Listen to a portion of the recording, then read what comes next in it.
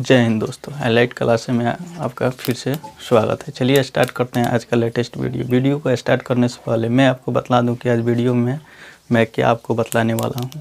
तो आज त्रिकोणमिति से संबंधित जो त्रिकोणमिति का परिचय होता है वो मैं आज वीडियो में बतलाने वाला हूँ। और त्रिकोणमिति क्या होता है इस वीडियो को देखने के बाद आप भाली भांति जान जाइएगा। तो चलिए स्टार्ट करते हैं आज का वीडियो।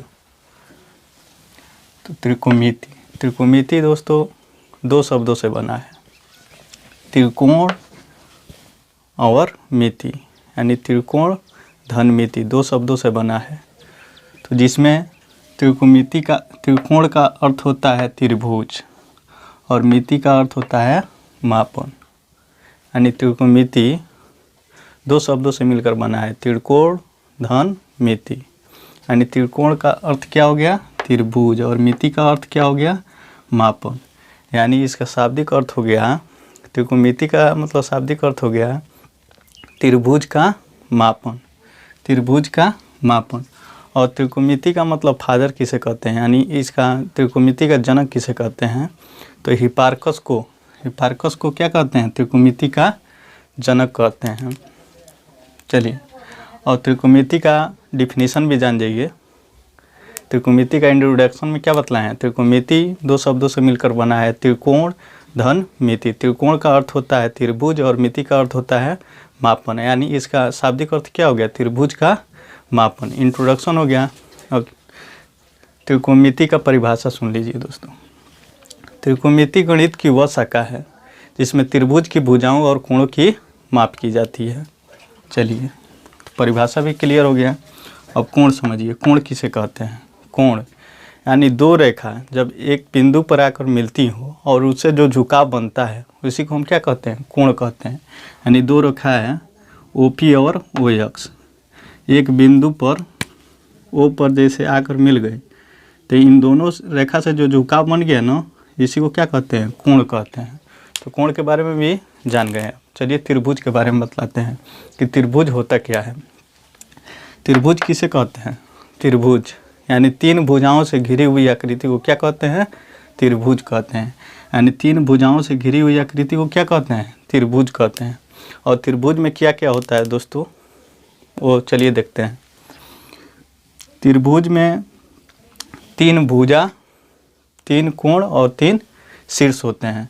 यानी ABC एक क्या है, त्रिभुज है, इसमें तीन भुजा हैं, AB, BC और CA। तीन भुजा है AB, BC और CA, और तीन कोण भी है, तो कोण A, कोण B, कोण C, कोण A, कोण B, कोण C। और त्रिभुज में तीन शीर्ष भी होता है, यानी शीर्ष A, शीर्ष B और शीर्ष C।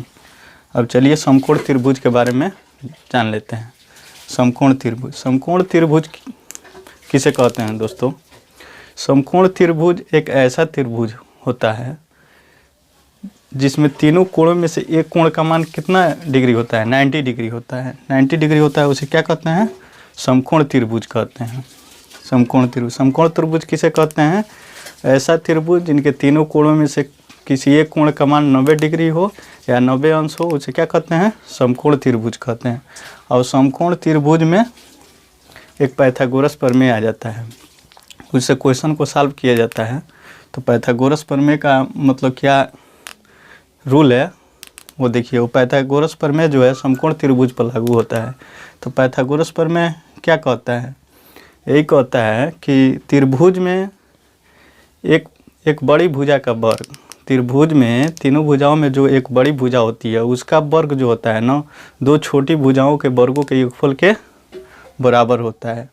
और इसमें जैसे समकोण त्रिभुज है PQR एक क्या है, समकोण त्रिभुज है, क्योंकि 90 डिग्री बन रहा है, इसे हम समकोण त्रिभुज कह सकते हैं। तो जो 90 डिग्री के सामने वाला कोण होता है ना, उसे क्या कहते हैं, कोण कहते हैं।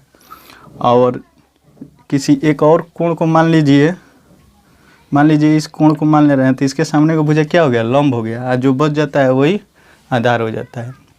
तो पाइथागोरस जो प्रमेय है वो समकोण त्रिभुज पर लागू होता है। अब पाइथागोरस प्रमेय क्या है कि उसका रूल यही है कि बड़ी भुजा का वर्ग अन्य दो भुजाओं के वर्गों के योगफल के बराबर होता है। तो समकोण त्रिभुज में बड़ी भुजा जैसे एक कण है पी क्यू, तो इसका जो वर्ग होगा ना ये दोनों भुजाओं के वर्गों के योगफल के बराबर होगा। देखिए पाइथागोरस प्रमेय में पहला फार्मूला क्या है, कोण स्क्वायर बराबर क्या होता है, लंब स्क्वायर प्लस आधार स्क्वायर। यानी कोण क्या है, बड़ी भुजा है तो दोनों भुजाओं के वर्गों का योगफल क्या होता है, बराबर होता है। तो कोण स्क्वायर पर क्या हो गया, लंब स्क्वायर प्लस आधार स्क्वायर।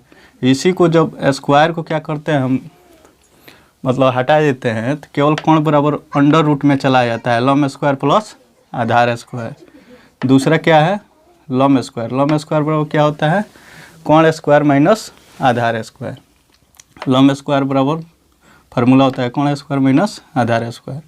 जब यही स्क्वायर को हटा देते हैं तो लंब बराबर क्या हो जाता है, अंडर रूट कोण स्क्वायर माइनस आधार स्क्वायर। चलिए तीसरा देख लीजिए, आधार स्क्वायर बराबर क्या होता है, कोण स्क्वायर माइनस लंब स्क्वायर। कोण स्क्वायर माइनस लंब स्क्वायर।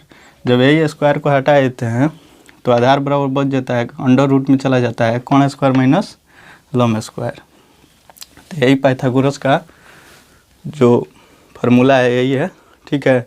इसी से मतलब ज़्यादा क्वेश्चन सॉल्व हो जाता है त्रिकोणमिति में, ठीक है। तो चलिए इस वीडियो में इतना ही, मिलते हैं नेक्स्ट वीडियो में। तो मेरे चैनल को सब्सक्राइब करना ना भूलें और शेयर करना ना भूलें। Thank you, God bless you.